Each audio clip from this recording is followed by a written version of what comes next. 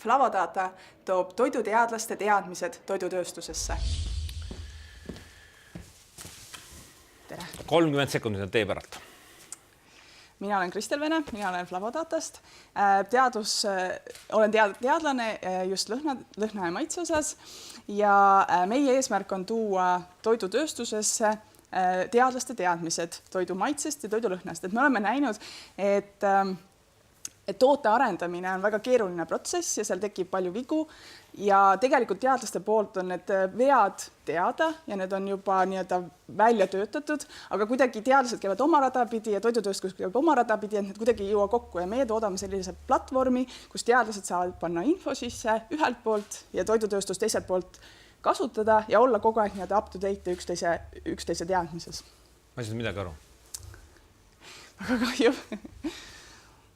Et toodame platvormi, et teadlased saaksid anda oma teadmisi toidutööstusele, mis nad on arendanud, mis nad on tootnud ja teiselt poolt siis toidutööstus saab kasutada teadlaste teadmisi väga kiiresti. Ikka ei saa midagi aru.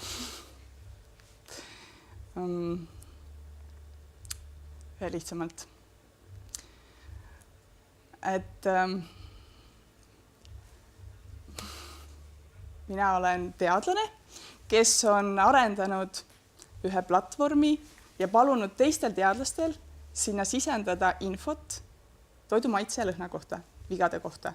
Ehk siis, kui toidutööstus leiab, et neil on mingi toode, mis maitseb halvasti, siis nad saavad sealt platvormist teada, et nad kirjutavad sisse sinna minu toode, näiteks vein, ja lõhnab nagu hallitus, kirjutavad hallitus ja siis see platvorm ütleb neile, mis nüüd valesti läks.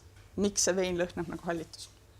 Et kui tootja teeb halva kotleti, siis te annate nõu, kuidas sama sisuga halb kotlet lihtsalt tarbijaks parem tunduks? Pigem räägime tootjatest, kellel on pikemad säilivusajad, et kellel on probleem võib-olla pakenditega, et millist pakendit valida, et pakenditest juhtub mingeid aineid sisse migreeruma toodetesse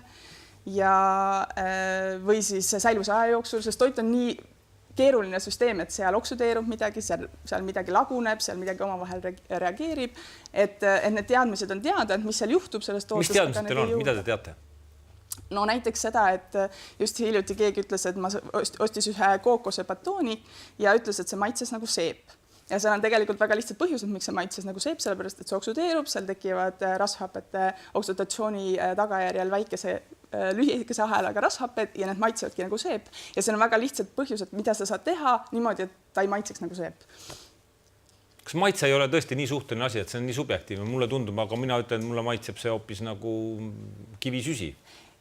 Maitse on küll subjektiivne asi, aga kui ta ikkagi maitseb nagu seep ja 90% inimestest ütleb, et see maitseb nagu seep, siis tegelikult isegi kui see 10% ütleb, et tegelikult talle meeldibki seepi süüa. Mis asi see on, mida te müüte? Me müüme kiirust, et kui toiduettevõttel on probleem, siis ta ei pea hakkama teadusartiklitest neid asju otsima, see võtab aega. Me oleme otsinud need teadusartiklitest need infokillukesed välja, mis tal kindlasti vaja läheb ja pannud need ühte kohta, kus ta saab need kiiresti kätte.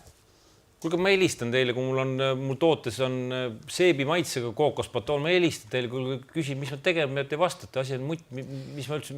Ja tegelikult see on tegelikult teine pool, sellepärast, et enamik neid tootjatest ei tea isegi, et me olemas oleme. Toiduteadlasi või lõhna ja maitse teadlasi on kogu maailma peale kuskil 1000-1500 ja kahjuks või õnneks, et meie poole ei pöörduta piisavalt tihti, et see on ka teine pool, miks teadlased üldse mul läks kõrsuda, mis asja te teete üldse? Mida te siin ajujahis teete? Mis asi see on? Platvorm. Platvorm on selline asi, kus ühelt poolt siis teadlased saavad sisestada sinna informatsiooni. Kes maksab sellest? Ettevõtted, kes siis saavad seda infot kätte. Kui palju on nõus sellest maksma? Aastane juurdepääs sellele andmebaasile on kuskil 500–600 eurot. Sinna vahesse kuskile jääb. Kui palju ühel toiduaine tootjal selliseid küsimusi aasta jooksul võib ette tulla?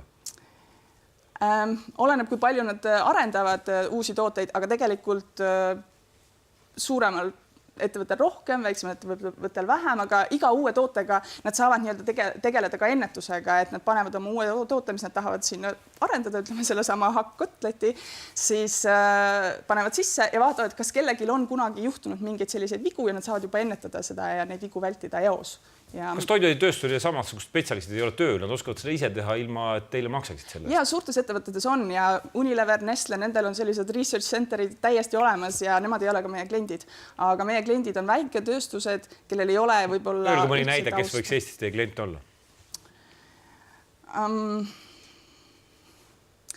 Ma tean, et väga palju tuttavaid, meil kõigil on praktiliselt keegi, kes on kuskil nüüd alustamas või just alustanud mingit siidritootmist või käside õlle tootmist, aga tegelikult neil puudub toidu taust, on ju, ja tegelikult saab väga lihtsasti infot selle kohta kätte, et paned oma õlle mõtte sinna sisse, selle retseptuuri ja siis see programm ütleb, et ahah, et kindlasti pakenda näiteks tumedasse klaasi, see on juba võib-olla iseenesest mõistetav, aga seal on teisi vigu veel, et kuidas vältida oksudeerumist, kuidas vältida... Mis on maailma kõige parem lõhn? Kõige parem lõhn? Beta-damessenoon. Mis see on? Mis lõhnab nagu selline õun, selline hästi värske õun. Aitäh!